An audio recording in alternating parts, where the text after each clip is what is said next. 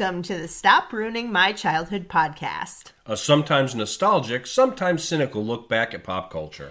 Join us as we revisit movies, cartoons, and live-action TV of the 80s and 90s and ask the question, does this hold up, or did I just ruin my childhood? My name is Megan. And I'm Steve. And today we are reviewing Transformers. Transformers, more than meets the eye. Robots in disguise. Yes. And before we do that, I have a follow-up from last week's episode. So if you didn't listen to last week, we reviewed Dream a Little Dream. Yes. I watched the sequel.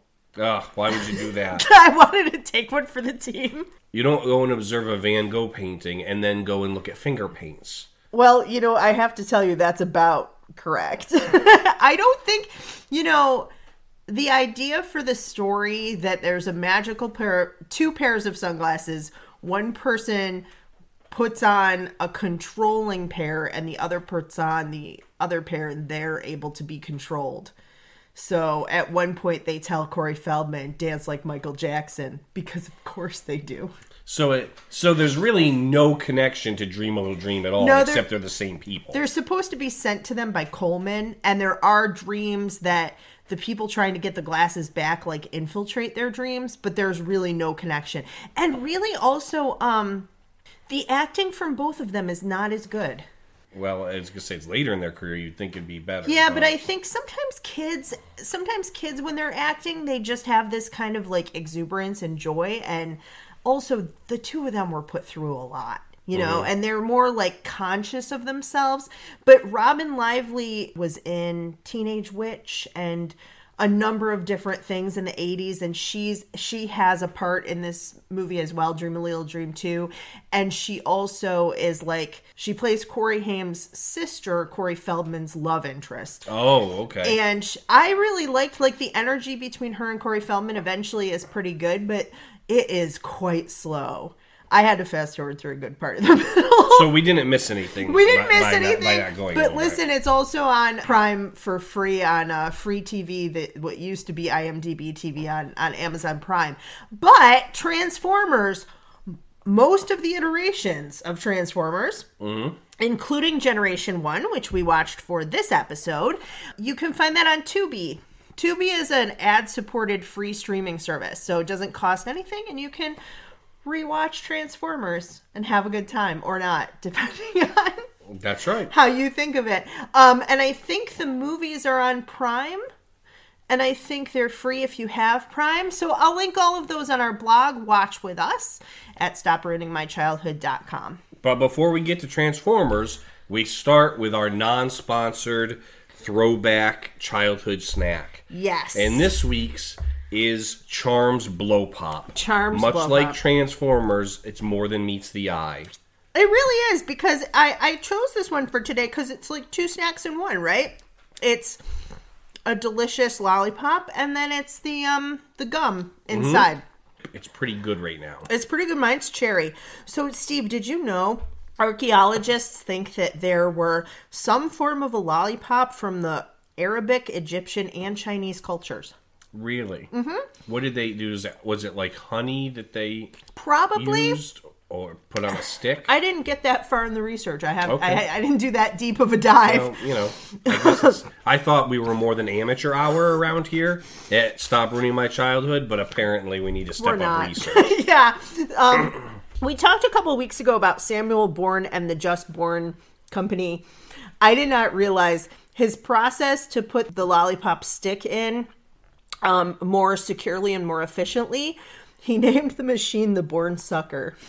I love it so much. Okay. So the Charms Company was actually started in 1912. They originally had tropical charms. They had these square-shaped hard candy, and there were assorted Charms candy. Then later they started making the Charms lollipop, and then basically they wanted something to set them apart from other hard candy manufacturers. So in 1969, they patented the blow pop. They didn't really perfect it until 1973. But they came up with the idea a little earlier. And then in 1988, the Charms Candy Company was sold to Tootsie Roll Industries. And they made the Tootsie Pop. And then they also made the Tootsie Pop, yeah. Using, I'm assuming, the same process, just with Tootsie Rolls yep. instead of gum. They have their old-fashioned candy, the Tootsie Roll, into the Tootsie Pops. And we'll at some point have Tootsie Rolls. I think that they might have gluten. I'm not sure. But at some point we will. So before I tell you more history, my personal history of the Blow Pop is that I broke a tooth eating one. Okay. I got a temporary crown put on because I didn't have great dental insurance at the time. 3 years later, I break the same tooth eating another Blow Pop. Maybe you shouldn't eat a Blow Pop. Well, I went in and the dentist was like, how long have you had this temporary crown? Like a month or two? And I was like, 3.5 years. And he said, how did you break your tooth? And I go, eating a Blow Pop. And he goes, well, how'd you break it the first time? And I was like, eating a Blow Pop.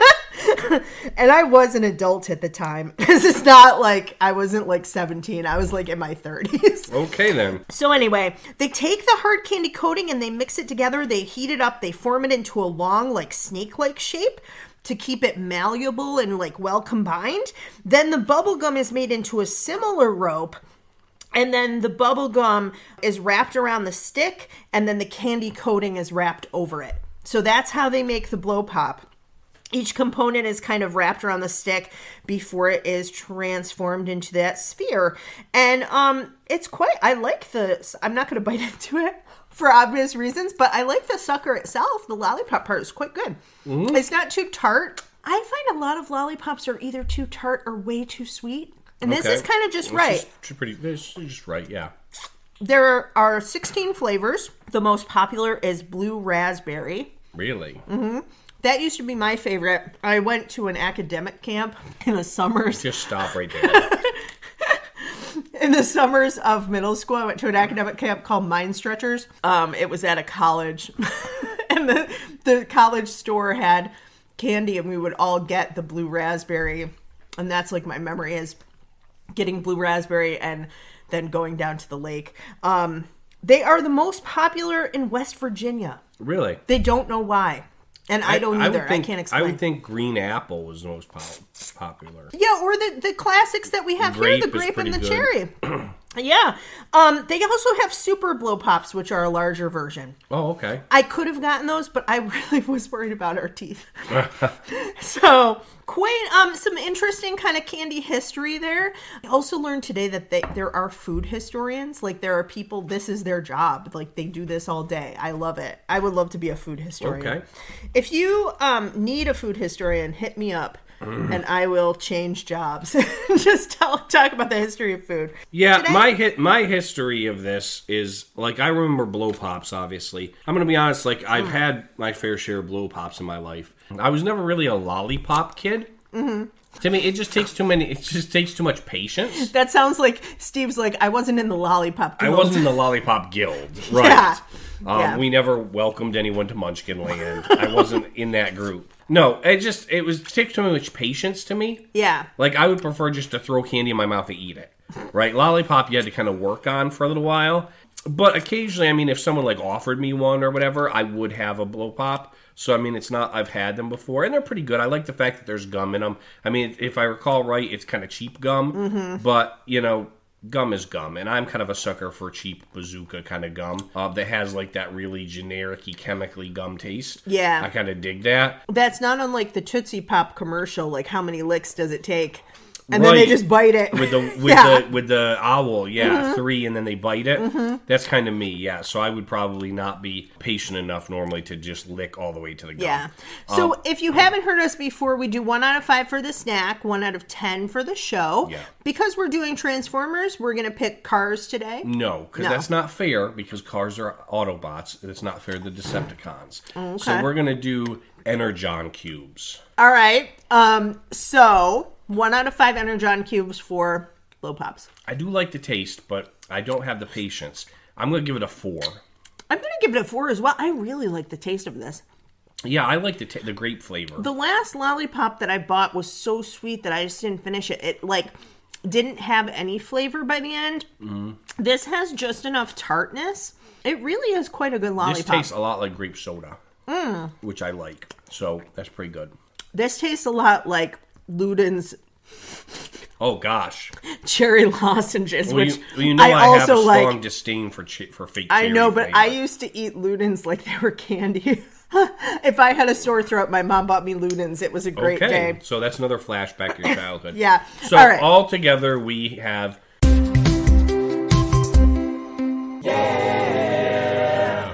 Four Energon cubes. And we're in, for once in a while, in a short period of time, we are actually in agreement. But we're not going to be for this show, I guarantee you. Who's to say? Who's to say? Well, we are. Now we're going to get into the history and fun facts of the show. Then we're going to pause for our commercial break. When we come back, we'll talk about our memories and we'll do the recaps and review of each episode. And then our newest segment, What is Steve Willing to Watch? Steve has 2 things to pick for today.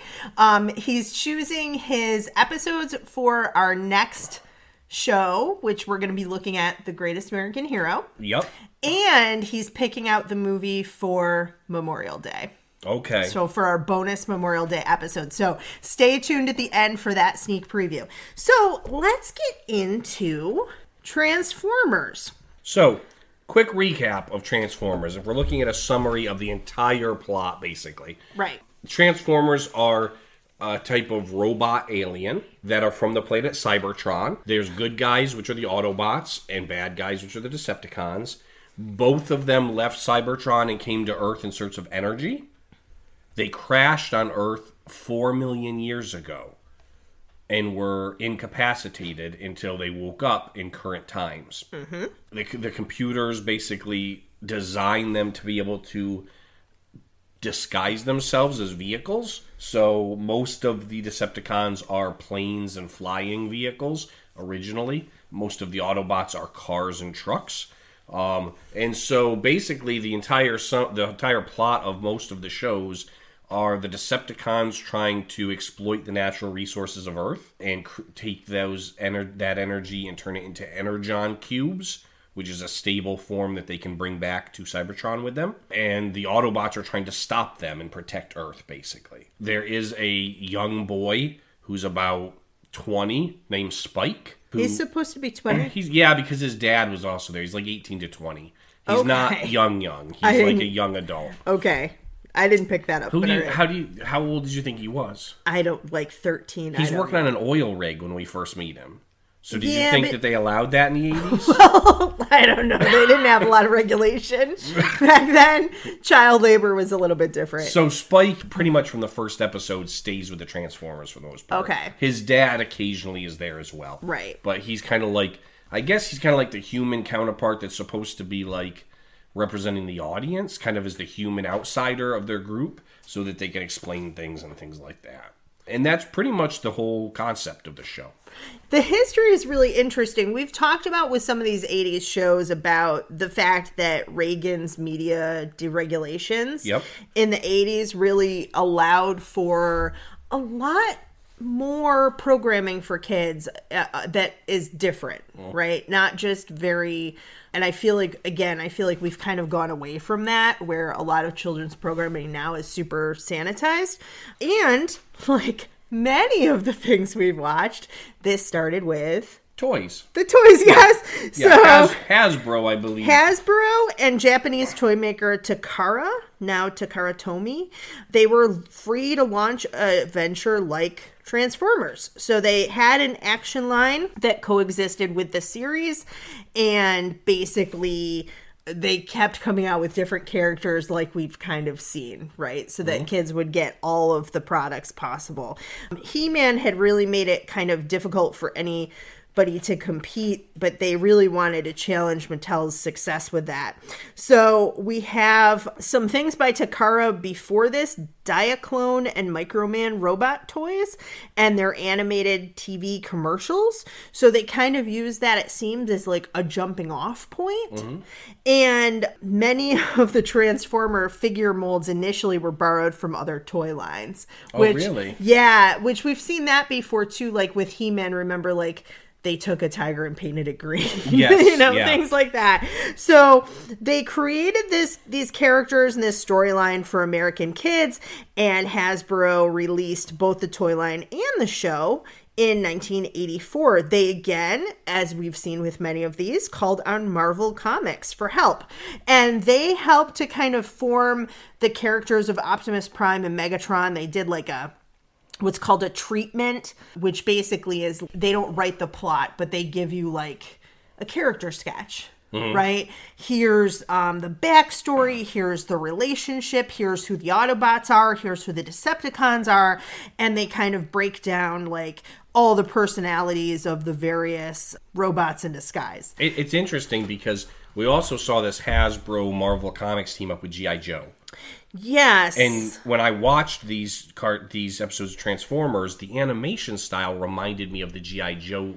Yeah, I think we can get into that because there are some similarities I saw to G.I. Joe and some really stark differences as well. Tonka had GoBots, and a lot of people think that they were ripoffs. They were not. They came first. Yeah, I had a few GoBots because I had a cheap grandma. Yeah. And GoBots were not as expensive as Transformers. But listen, she also bought you the Alvin and the Chipmunk They stuff. were not, same grandma, yes. Yeah. They were not as well built as Transformer toys. And so normally you found GoBots like at Ecker Drugs. Right. And like they were like at other stores. They were viewed, it surprised me they came first, but they were viewed as like a knockoff. Well, it's kind of like Hydrox and Oreo, right? Like Hydrox cookies came first, but everybody knows the Oreo, and they kind of Hydrox seem like a knockoff. Tonka actually released theirs in 1983. I have to wonder too if there's some kind of like corporate espionage going on there. You know what I mean? So the Transformers movie launched in 1986. You pointed out it's between seasons 2 and 3? 2 and 3, yes. Okay. And it's kind of a lot different from the TV cartoon, that it's darker and more of like a thriller. It also had the death of the leader of the Autobots and the other... death of Optimus Prime. In fact, Optimus Prime has actually died 25 times. Yeah, but none was as shocking and as emotional as his death in the movie. Well, we'll get into that with your memories because I can't wait to hear about it. Interesting thing about the 4 seasons, though, of Transformers is they're structured very oddly. Season 1 has 16 episodes. Season 2 has 49. Season 3 has 30. And Season 4 had 3. For a total of, I think, 98 episodes. That is so bizarre. Yeah. I'm trying to take that in for a minute. I wonder why that would be. Like, to me, you know, we talked about with He-Man how they really had to crank out a lot of episodes. And it sounds like maybe they had a traditional run for season 1. And then seasons 2 and 3 really try to crank them out. And then season 2 with 49 episodes is a lot. That's a lot. And if you noticed, 2 of the episodes we're going to talk about later were from season 2. Yeah. There's a lot of new characters. Yes. Because they were cranking out toys like crazy. And that's really one of the things that they obviously tried to do is to crank out so many toys. So the rarest toy was produced in 1987. And it's an Autobot known as Fortress Maximus. It is also the tallest at 22 inches high. So if you're interested in buying that, I guess you can go on eBay, but it's really, really rare. I never owned Fortress Maximus, but I did see it. Oh. And that's something because I had a lot of Transformers. So in the early 90s, basically, the sales of Transformers were going down, and they really couldn't support the TV show anymore. That's probably why it only had 4 episodes by the early 90s. So then they started coming up with other, like, spin-offs. So we had Beast Wars, which was a new toy line and a new animated TV show. And if you go on Tubi, you can see Beast Wars is there. And also, Steve and I noticed, what do you think, every 3 or 4 years? Yeah, they kept rebooting it, and it was a lot of CGI, including Beast Wars.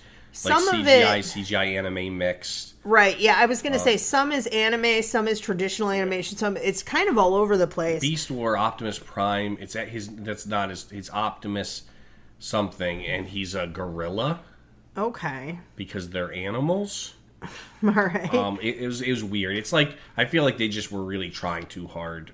So some other fun facts with the Transformer toys of other different various generations, and this will come up in my memories, but the metallic painted pieces tended to break and crumble, particularly the gold, and they kind of like wrote it into some of the episodes, but this is known as gold plastic syndrome. It's like a defect that came in toys of that era.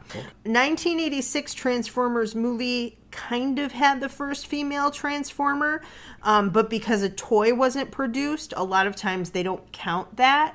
And so they count the 2014 Minerva, a pilot-driven robot. But those of us who are true fans will remember KC. Yes, from the movie. From the movie. Yeah, you didn't think I was going to go that deep, did you? I didn't. So we also have Windblade, which was the toy line's first fan-built bot, where basically they had various polls on the Hasbro website, and they let people craft and kind of pick the different aspects of what this Transformer would be. What year was this? So Windblade is actually 2005, and it's a Gen 1 continuity. So it's still supposed to be Generation 1. Okay. Which is, to me, odd, but I don't... However they worked that. I don't know.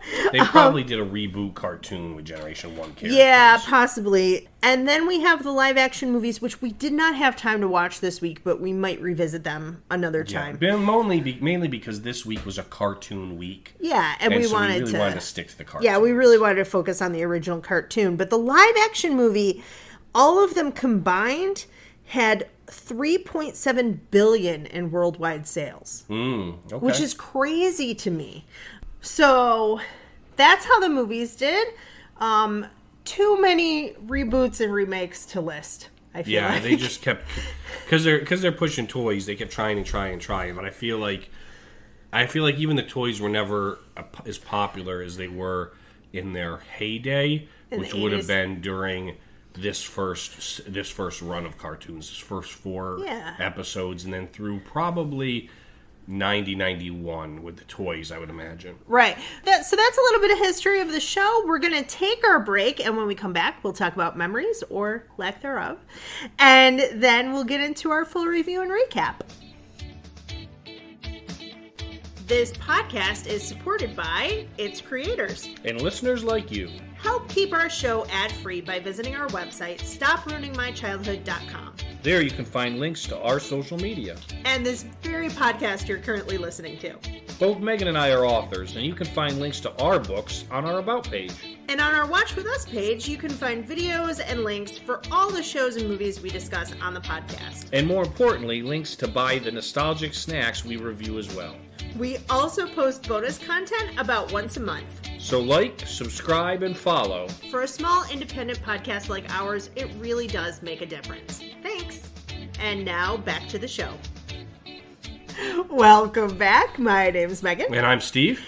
And we're going to talk about our memories of Transformers. So I'll go first because I don't have that many.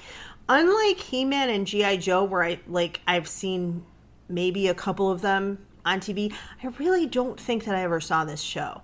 My brother had the toys, and he had the Tonkas in particular that you were just talking about.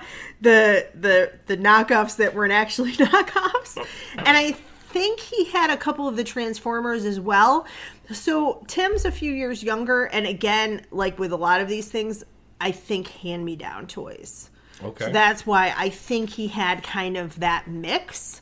So sometimes I would kind of play with the toys as well. I liked the transformation part. I liked trying to figure out what went where and how you had to bend things the right way to get it to be the shape. And there were a couple in here that I remembered, particularly the boombox transformer. Soundwave, yes. I remember that one. I think my friend Dan had that one. And my friend Dan lived across the street, and he had, all the Transformers. So I remember, kind of being over there and kind of playing with them. But, yeah, this is a very masculine show, and so as a girl, it just didn't appeal to me. But you probably have a lot of memories. I do, yeah. Because I was one of 3 brothers, we were really into Transformers. I'm the oldest, but I recall, when Transformers started, as we talked about before a little bit, it started with the 3-part pilot More Than Meets the Eye, which came out in September of 1984.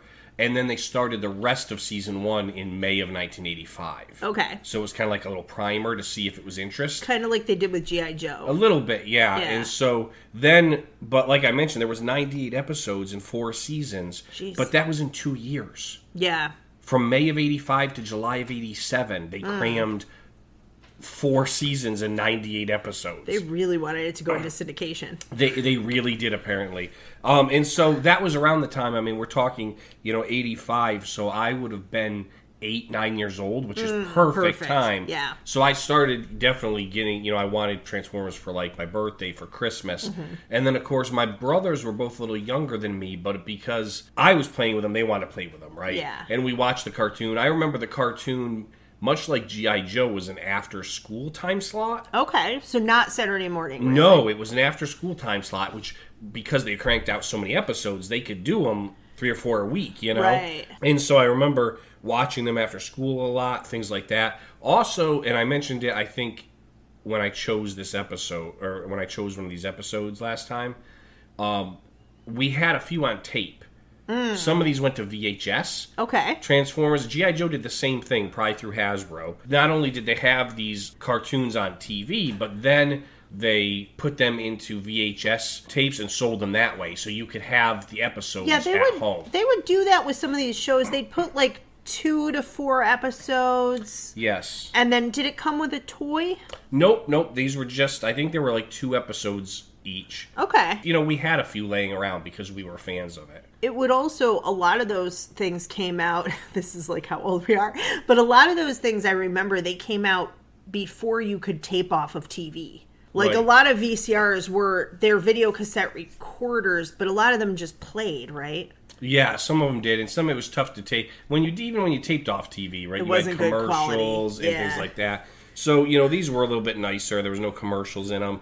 And you could watch them sequentially. You could, yeah, if you wanted. We didn't have a lot of them, which is why, like I mentioned, Fire in the Sky, which was one of the options that I didn't choose, because it was one of the ones we had on VHS tape, so we watched it like 45 times because we owned it. We put it in all the time. And so I remember that we had a lot of toys.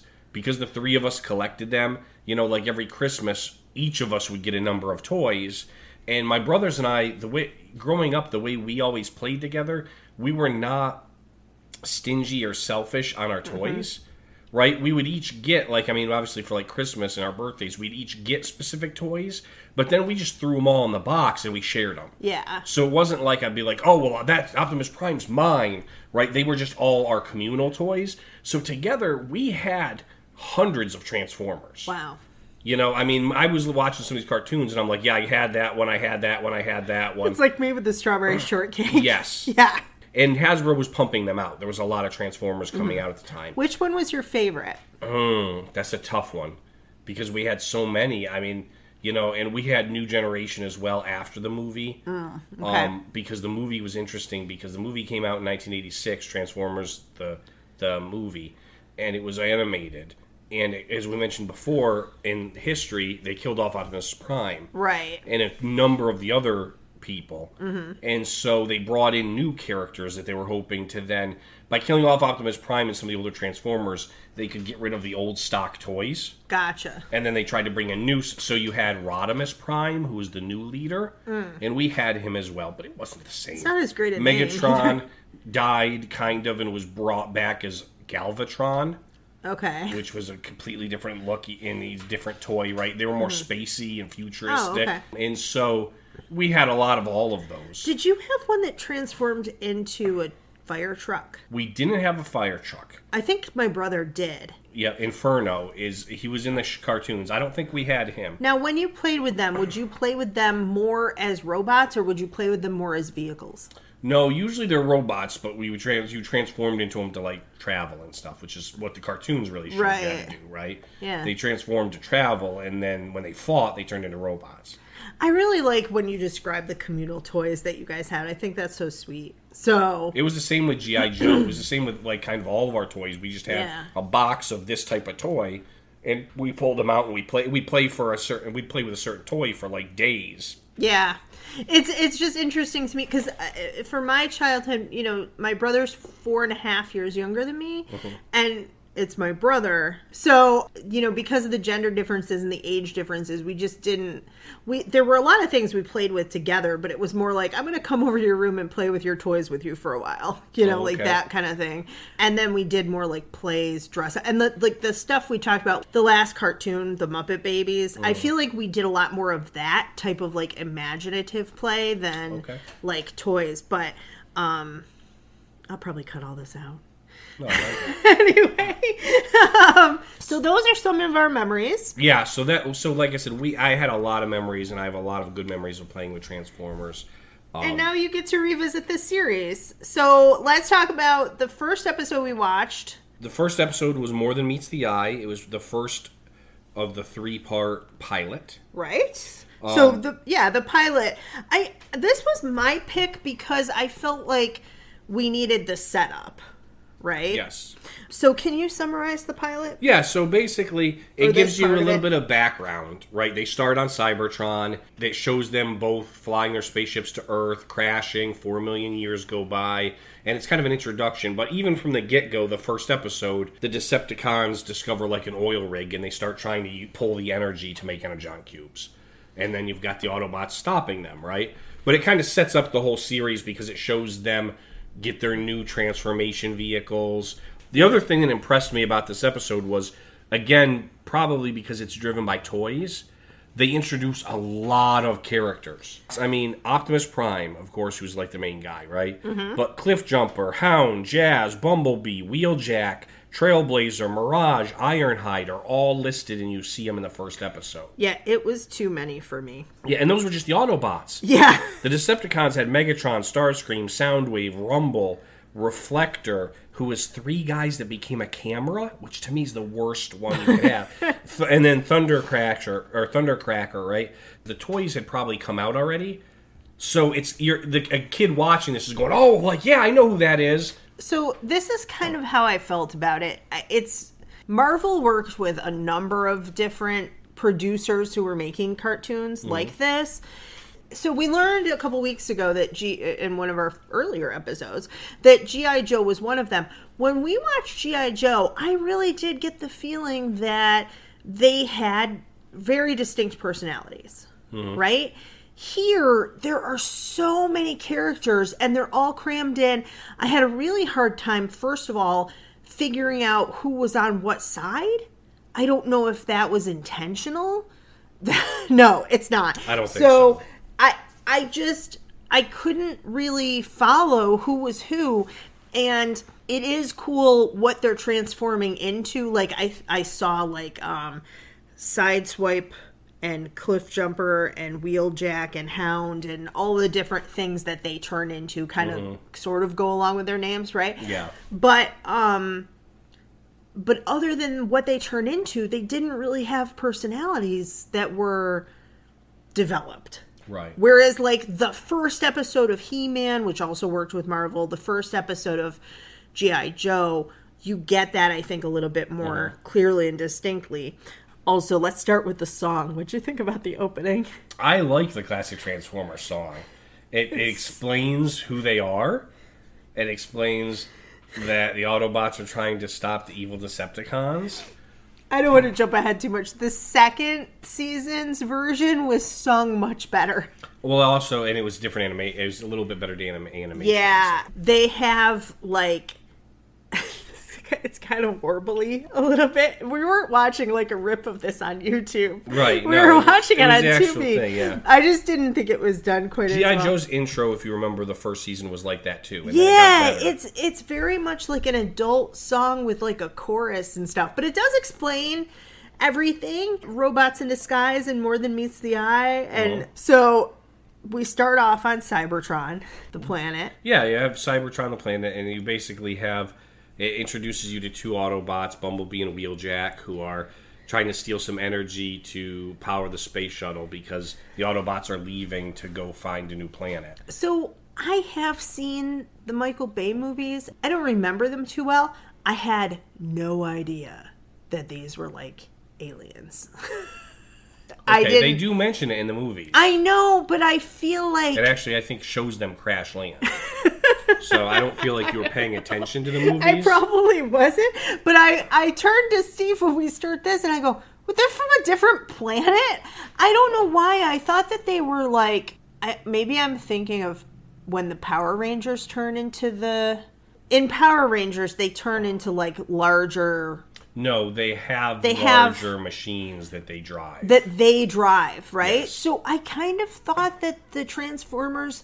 I guess because in the movie they have people, like, in Bumblebee, like, kind of driving it, and then Bumblebee kind of takes over, like, Kit from Knight Rider. The cartoon did it, too, a little bit with Spike. Spike would ride in Bumblebee. But he wasn't controlling. But, you know, the thing was, I think they made them from a different planet to show you, like, these aren't Earth robots. These are, like, entities with souls who are just metal. Right. Somebody is listening to our show for the first time, rolling their eyes at me, and I'm ruining their childhood for sure. I'm so sorry. I just found this so confusing. But at any rate, they're coming to Earth, and then they crash land. And this was the other point where I turned to Steve and I go, wait, it's 4 million years later. Here's what I found hilarious about the Decepticons, okay? Mm-hmm. Is that the one Decepticon, I don't remember which one, but one of the Decepticons turns to Megatron and goes, is Cybertron even still there? And Megatron's like, who cares? Let's make the energy cubes and get back home. But it's been 4 million years. So it's possible that this planet you're trying to go back to doesn't even exist, or also possibly, like, I don't know if these things kind of technologically evolved somehow. They're just, like, made out of metal, that there's, like, way more advanced technology 4 million years later. I don't know. We don't know, because Megatron also left one of the Decepticons back there to be in charge. He left Shockwave, who was a different guy back there, and he's like, you keep watch until we come back. Now it's 4 million years later. For 4 million years, he's been trying to rule. And also, I'm like, are they immortal? I don't know. But they've been kind of in stasis. Yeah, they basically crashed, and they've been just, like, offline for 4 million years. Yeah, what happens is something like, kickstarts the ship, and the ship turns on. Yeah, the volcano It's erupts. A volcano eruption. And it basically causes the ship to reboot. Right. And so part of the ship protocol is, if the Transformers are, like, offline or injured, is to basically repair them. Right. So the ship reboots itself, repairs them, and then little, like, drones kind of go out, and they scan cars, presumably so the Transformers can blend in? Yeah, they scan, because if you notice on Cybertron, they looked like space vehicles. Yeah. Right? So then now they have to have a new design.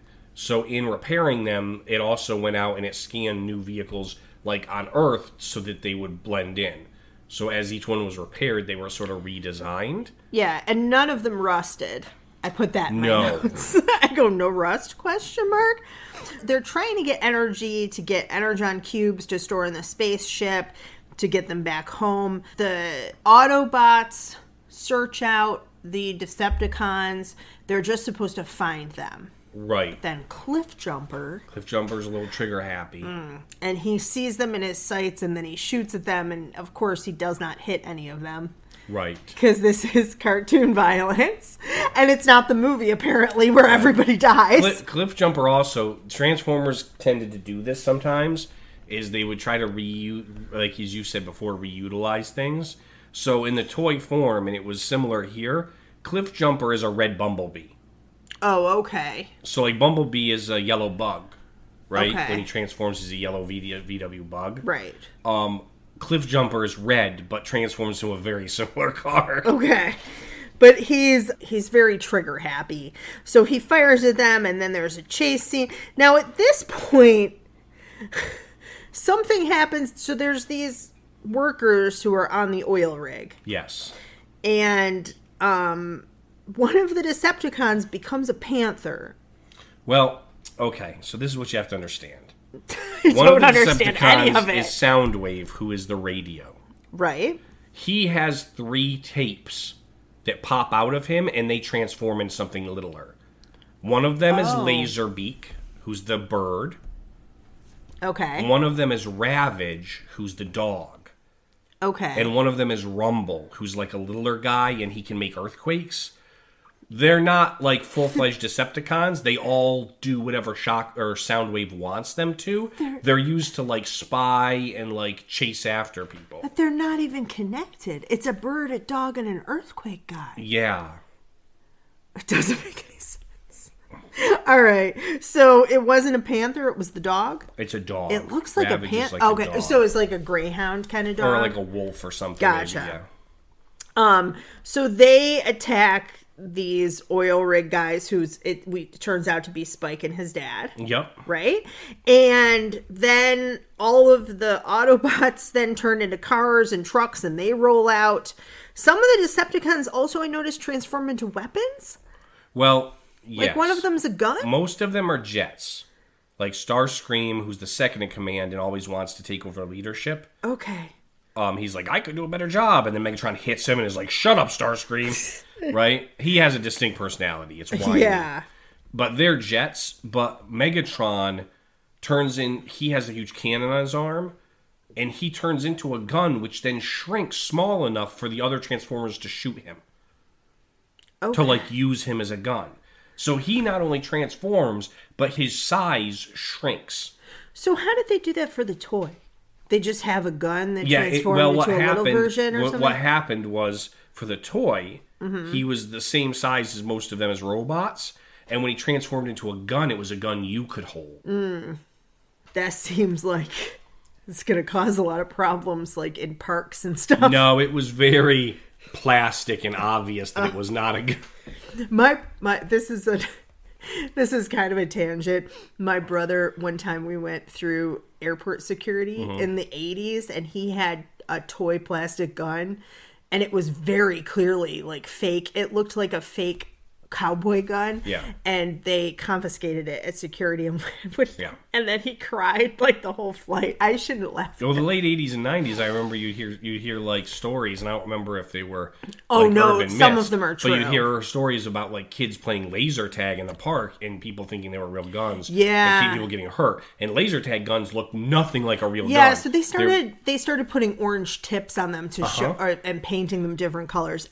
At any rate, we have speaking of laser guns, lots of lasers, lots of explosions. I noted that this was a lot like G.I. Joe in terms of fast cuts. Mm-hmm. Like the cartoon cinematography, I didn't think was as well done as G.I. Joe, because there we had some slower scenes where we took a little bit of time.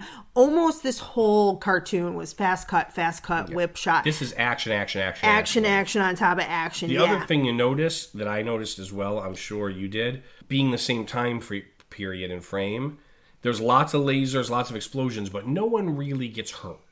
Right. It's kind of like the A-Team. Yeah. And G.I. Joe was the same way, right? They blew up vehicles after people jumped out. Yeah, which I'm sure is why the cartoon movie was so startling. I'm sure that's part of the reason. So we kind of come to an end. The two guys from the oil rig are about to drown because their station's been kind of blown up. Yeah, the Decepticons took their stuff and blew up. Optimus Prime goes to save them, and then that's kind of the end. And then we have a preview for next time. What I really liked about the preview, unlike some of the other shows we've watched that have had previews, G.I. Joe is one of them, we did not see the whole episode. Yeah, it didn't show you too much. It was a real preview, and there's something about the rubies of Burma that we will never get to see because we didn't have time. So I kind of liked how they did the preview for the next episode.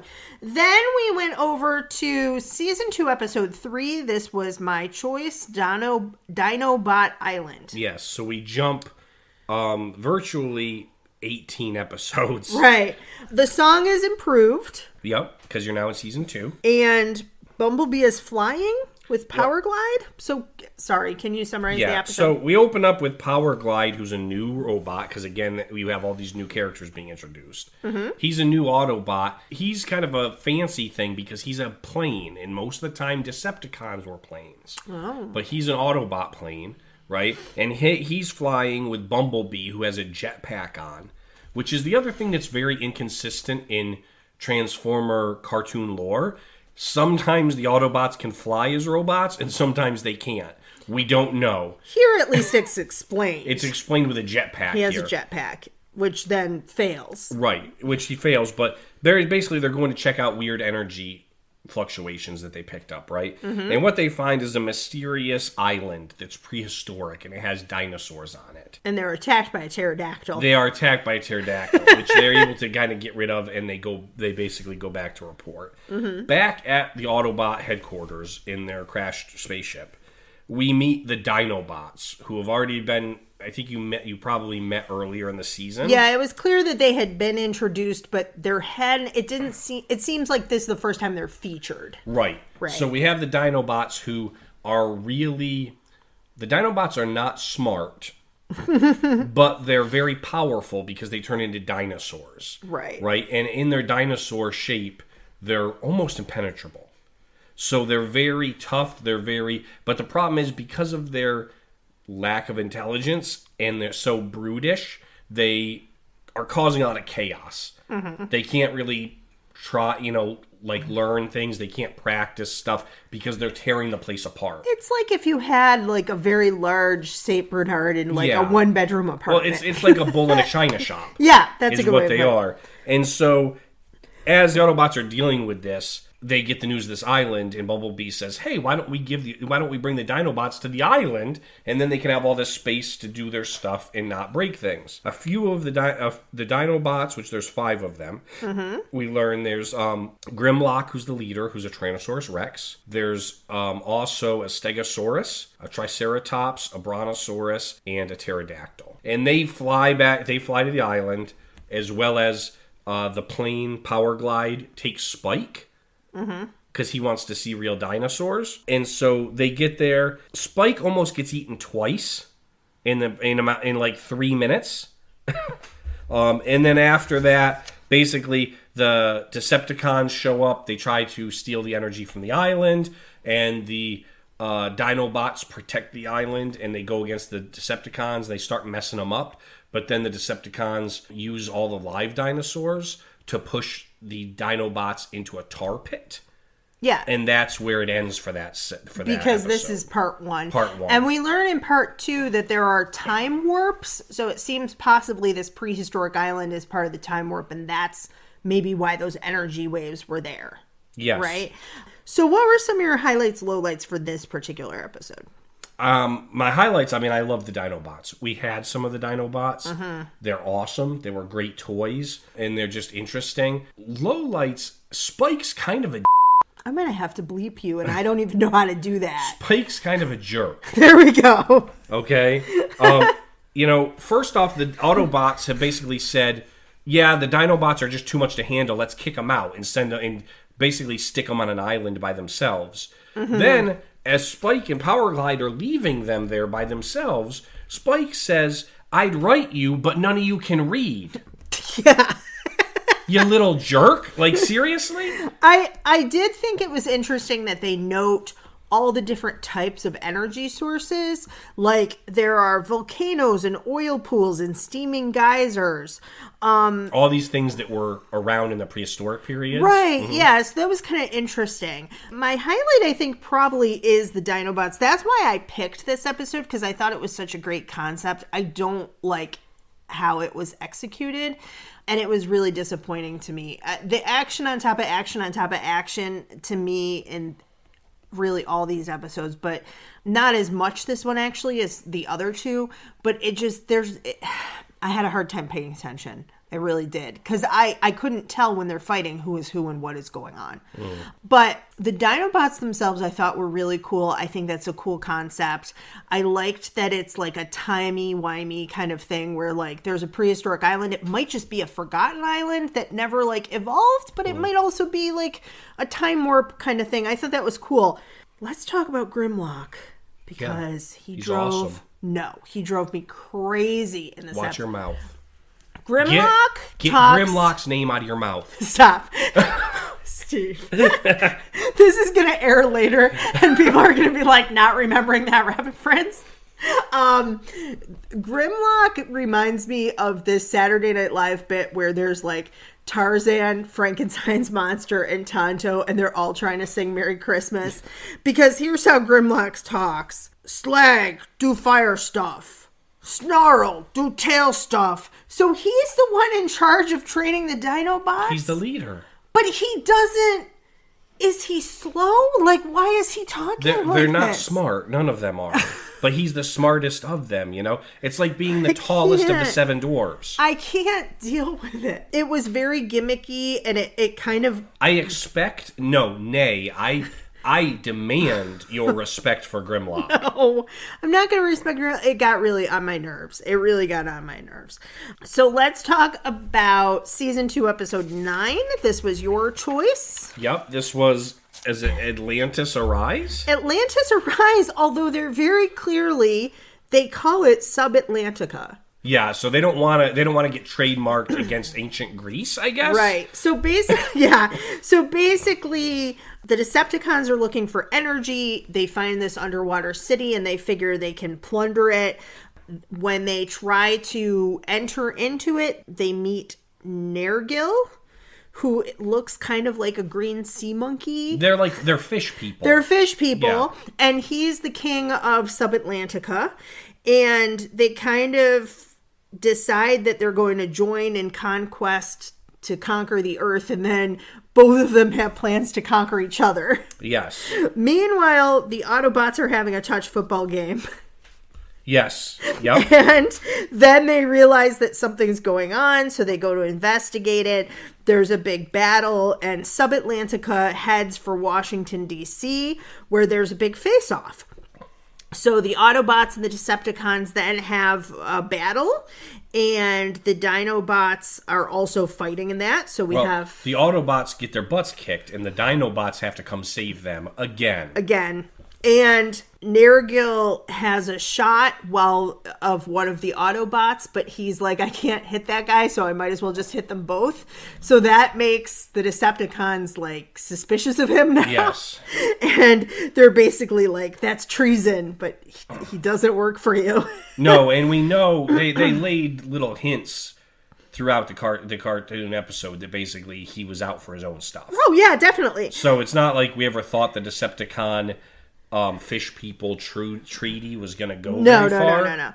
So eventually they defeat Nergil and the Decepticons. Yep. And then the king tries to blow everything up, and then Sub-Atlantica joins Atlantis in Myths and Legends, and it sinks back down underwater. Which presumably it'll be okay under there, and it'll just maybe stay? Yes. What are some of your highlights and lowlights for this one? Okay, so, oh boy. I guess, again, the Dinobots were awesome. Yeah. The Dinobots come in. They were led by Grimlock, who's a phenomenal leader and strategist. I don't know about that. Leads them in, and they help kind of clean up at the end, and they save the Autobots, and actually they even, like, mention it. Grimlock's like, once again, saving people, and Optimus Prime like, yeah, good job, Grimlock, now get back to destroying stuff.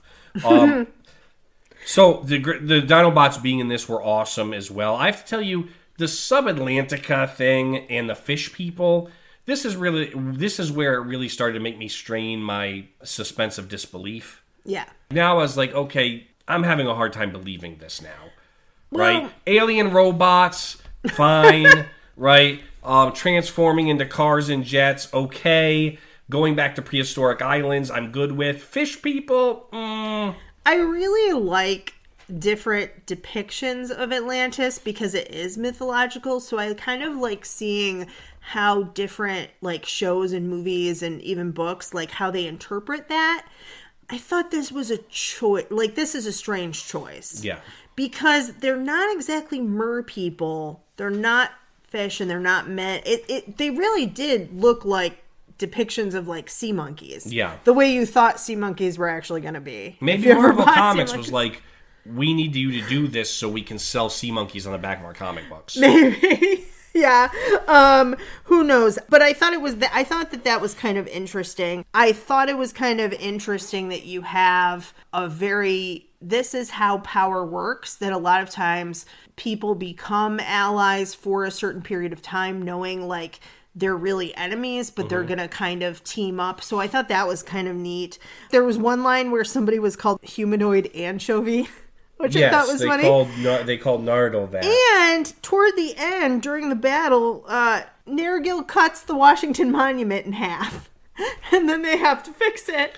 No, that was Megatron shot it when he was retreating. He's like, but I'm not leaving, but you're still going to have to deal with this. And he shot the Washington Monument. So yeah, Megatron, whatever. Yes. Whoever hit it, I thought it was funny that they cut the Washington Monument in half. Yeah. And then they had to repair it. Yes.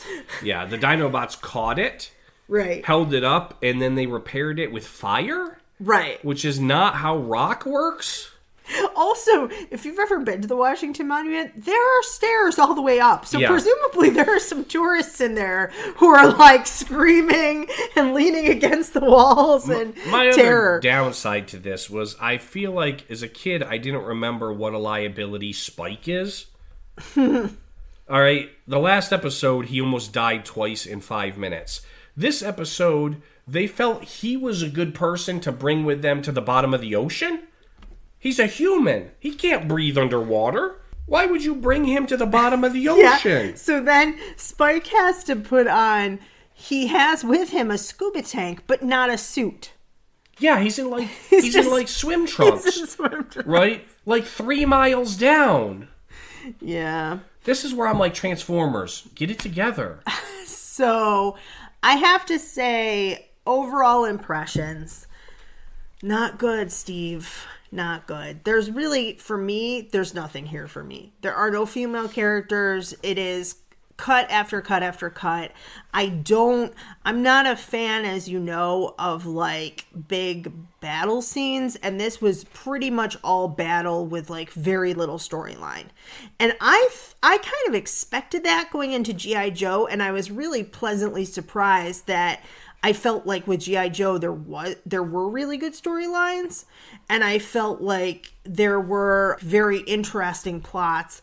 And here, what upset me about this is that when I was going through like picking for you what you were going to pick, I really liked a lot of the descriptions. Like, there's so much potential here. Atlantis, King Arthur, time warps, dinosaurs. And I feel like this is, to me, a case, especially with season 2, where we were pumping out the cartoons too quickly. Because they very clearly had somebody in creative who was coming up with story ideas. The execution of those ideas, I think, fell short. Well, also, so that's kind of my. You have to remember the point of this cartoon was not to do long-term storytelling, right? This was basically to sell toys and help kids play with them. So it was like, oh look, you could pretend you're on Dinobot Island. You can pretend you're fighting the sub-Atlanticans. You can pretend you're at the oil rig. It was to give kids go, oh, you okay? And then they kind of jump from there. I will say this though, with some of the other cartoons that we watched, the toys came first as well. G.I. Joe, the toy was there for 20 years before the movie, or before the cartoon. He-Man, the toys kind of were developed first, and then the cartoon was there to sell the toys, but those both had better storytelling. This reminded me a lot of Strawberry Shortcake, actually, in how I felt about that watching it as an adult, that it's very character-driven and not plot-driven. It's very much just, here are the new characters so that we can sell the toys. Yeah. And we're going to display how they work. Now, I did like the transforming in and out, like, of the vehicles, because they did kind of very quickly show them, like, right, like how they would fold up. That was kind of neat, but overall, that was a problem playing with them, because they never transformed that fast. Yeah, you're like, it takes you like 3 minutes to transform them, and the whole time you're going with your trying to make the noise as you're taking, and then you 3 or 4 minutes. Then you get one thing wrong, and there's like an arm sticking out. Yeah. So, what are your overall impressions watching it back? I love Transformers. Transformers holds a very secret place in my heart. I spent a lot of time playing Transformers with my brothers, but I think most of the nostalgia comes in the time I spent with my brothers playing Transformers, not necessarily here. As an adult looking back at this, it's really hard to defend. Because you're right. It is, I noticed too, it's hard to follow. It's quick cuts.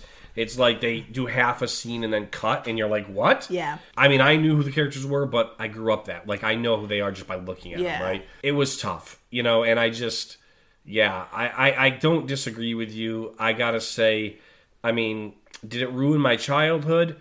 It puts a big damper on it, because it's not, I remember the cartoons being a lot better than what I'm looking at.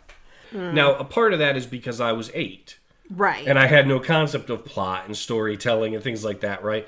But also, you know, you're now as an adult, I'm comparing it to things we have now. Right. Which is much different, too. In the day, we're looking back going, okay, this is basic cartoons. But in its day, Transformers and G.I. Joe were like top of the line cartoon animation. Yeah, I will say this, too, that, you know, I looked at some clips from, I didn't watch any full episodes, but I looked at some clips of some of the reboots and remakes, and I felt like they helped the storyline a little bit, but the animation was not as good. Yeah. So you kind of have like the blend. Now, the 1986 Transformers, the movie, the animation was phenomenal. Because again, it's not a half-hour show. It's a movie. It's long-term. They took a long time doing it. It had a phenomenal soundtrack. And so the storyline was really good. There's not cuts. Yeah. Because it's a movie.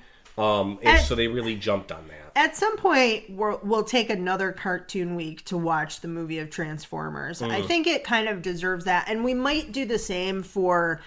It'll depend how much time we have in a given week, but My Little Pony and Care Bears, I feel like the movies are quite different than the cartoons. And with Alvin and the Chipmunks, it's not available unless we want to pay like $100. So reception-wise, as far as this goes, you know, there's not a lot to track it on reception. It was widely known. You know, kids watch Transformers. I can't remember a boy in my classes or in my school that didn't watch Transformers. Like, it was big, right? The movie was received very well at the time. It was a summer hit. And what I will say is, when you look on Rotten Tomatoes, the original Transformers series has 100%. Interesting. My thought is there's probably a lot of nostalgic 30 and 40-year-olds remembering their childhood. Going back and rating it. But again, I mean, there are positives to it. Would I sit my kid in front of this and watch? Yeah. There's nothing in it that I wouldn't, there's no topics or scenes that I wouldn't want a kid to see. If I had a little boy that wanted to watch Transformers, I would sit him in front of this cartoon and let him watch it.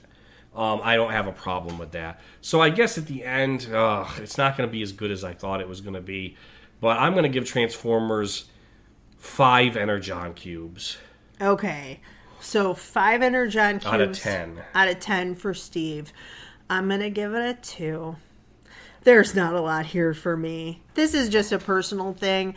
Yeah, the animation, you know, it's well done, and I think that they had a lot of creative ideas for the stories, but I am really a story person, and I didn't get that. I got a lot of very confusing fight scenes that I had a hard time paying attention to. So, overall...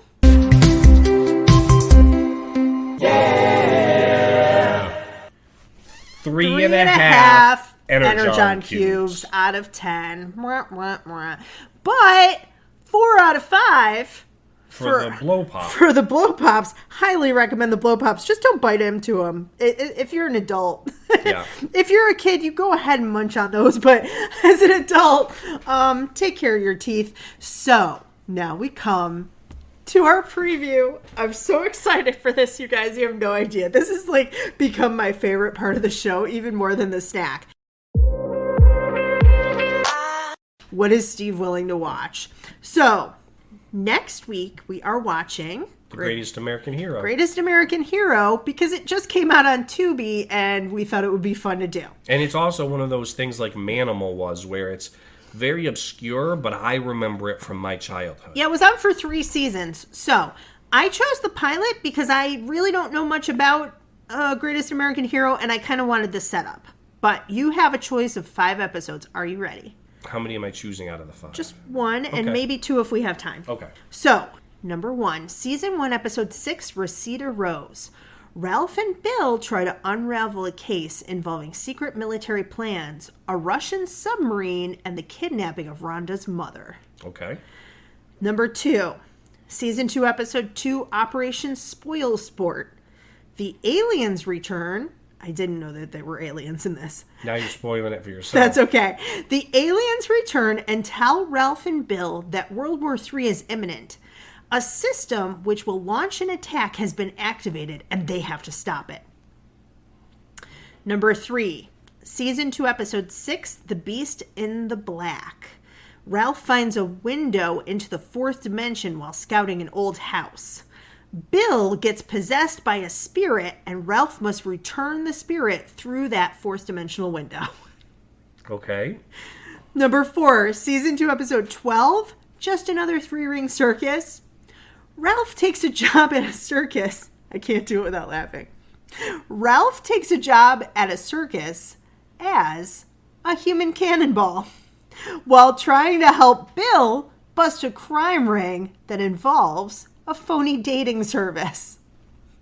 I don't know how those things go together. Okay. Number 5, Season 3, Episode 5, The Newlywed Game. On the way to Ralph's bachelor party, he and Bill are kidnapped, and Ralph is persuaded to fly a mission for the president. So we have a Russian submarine. I already know. I have to go with the circus one. Okay, fantastic. So we will be watching next week Greatest American Hero. Mm-hmm. We're going to watch the pilot. We're going to watch Just Another Three-Ring Circus. And if we have time, we might watch one of the other ones we just described. Yeah. So that's coming up. And now, Steve's choice number 2. We don't have this very often, folks, but we have a Memorial Day episode coming up. And we wanted to do something military themed for Memorial Day. Yes. Because Steve was in the Army. Yep. And so I have a list of a number of movies. Okay. Are you ready? Yes. From 1980, Private Benjamin. That's the Goldie Hawn movie. I'm aware. From 1981, Stripes. Mm-hmm. That's Bill Murray. 1982, First Blood. That's the Rambo movie. Yep, it's the first Rambo. Oh, I should say, I've only seen like 3 of these on this list. Yeah, I'm aware. 1982, First Blood, Rambo. 1986, Top Gun. 1986, Platoon. 1987, Full Metal Jacket. 1987, Good Morning Vietnam. Let me try that again. 1987, Good Morning Vietnam. Sorry, guys. 1989, Glory. 1989, Born on the 4th of July.